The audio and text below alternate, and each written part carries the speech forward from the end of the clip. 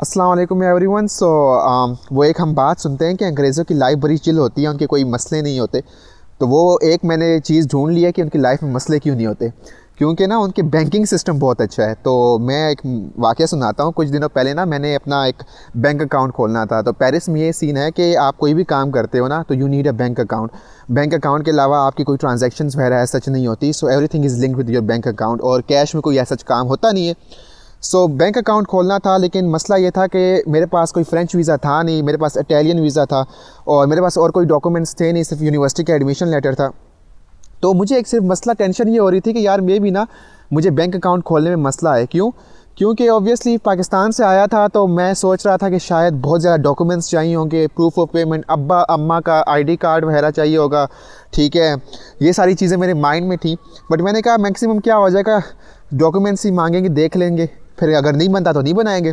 लेकिन मैं बैंक गया, उन्होंने अच्छा खासा फैसिलिटेट किया। ठीक है, एक बंदा मेरे साथ बैठा, उसने सारी चीज़ें डिटेल से गाइड की मुझे, और आखिर में मेरे से पासपोर्ट लिया और उसने वीज़े की कॉपी करवा ली। ठीक है, उसके अलावा उसने मेरे से कोई चीज़ नहीं मांगी।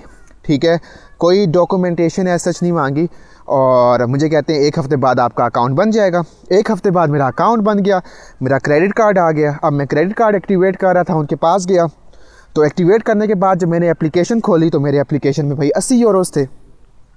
तो 80 यूरोज़ मैंने जब देखे तो मैं हैरान परेशान। मैंने कहा मैंने तो कोई पैसे नहीं जमा करवाए, शायद कोई बैंक की तरफ से। अब मैं मासूम बंदा था ना, पाकिस्तान से आया हुआ था। मैंने कहा कि शायद वो ऑब्वियसली बैंक वाले हमेशा पैसे लेते हैं, बैंक वाले पैसे तो देते नहीं हैं। मैं समझा कि भाई ये ना मुझे हल्ती से किसी के ट्रांसफ़र हुए हैं, तो मैं इनको कह देता हूँ कि भाई ये पैसे कहाँ से आए हैं, ज़रा देख ले। अब मैंने उनको बताया। अब उसने मुझे बताया कि भाई ये हमारी पॉलिसी है कि यहाँ पे कोई अकाउंट खोलता है तो उसको हम 80 यूरोज़ एडवांस ऐसा गिफ्ट देते। मैंने कहा वाह भाई वाह, बैंक वाले कहाँ से कब से पैसे देने लगे फ्री में।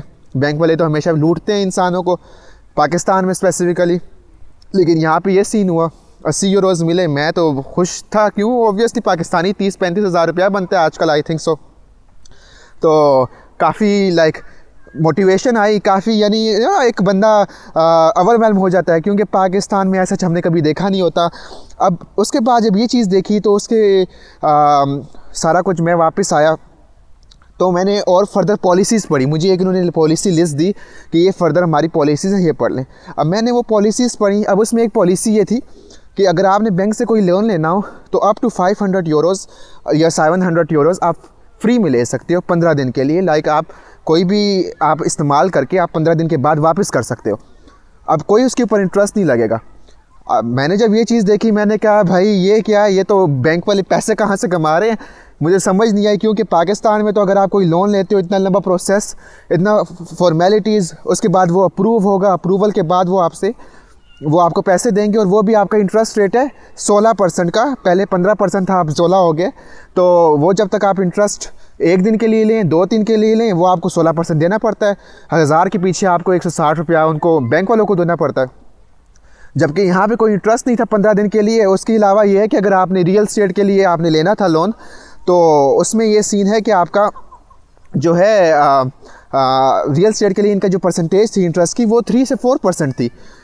तो एक मसला हमारे पाकिस्तान में जो कोई बिज़नेस होता नहीं है, कोई वहाँ पे कोई इकोनॉमिक एक्टिविटी इसलिए नहीं होती क्योंकि इंटरेस्ट रेट इतने हाई है, लोगों के पास पैसे हैं नहीं, बैंकों से पैसे ले नहीं सकते।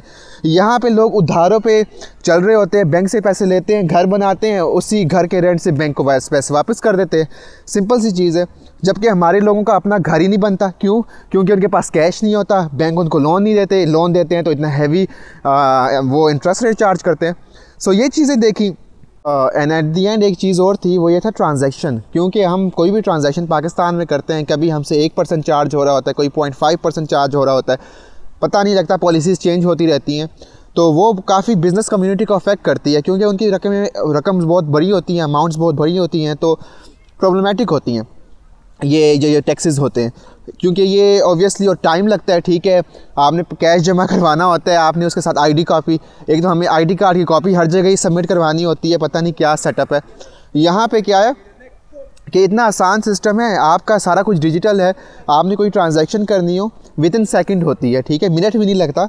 आपकी पेमेंट इंटरनेशनल हो, नेशनल हो, कहीं पे भी दुनिया के कॉर्नर पे भेजनी हो, ठीक है, आपकी 5 मिनट के अंदर अंदर वो पहुंच जाती है, ठीक है, 2-3 मिनट का प्रोसेस होता है, that's all.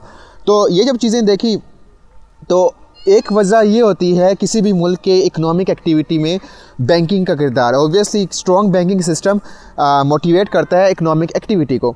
So as a Pakistani in Pakistan obviously मैं भी चाहता हूँ कि काफ़ी चीज़ें इम्प्रूव हों, हम भी तरक्की करें, हमारा बैंकिंग सिस्टम भी अच्छा बने, क्योंकि ये चीज़ें बहुत मैटर करती हैं। यूज़र फ्रेंडली होनी चाहिए हर चीज़, जबकि हमारे वहाँ पे जो हमें कल्चर मिला हुआ है, जो हमें इन्वायरमेंट मिला हुआ है, जिस तरह का चीज़ें हो रही हैं, दैट्स वेरी कॉम्प्लिकेटेड।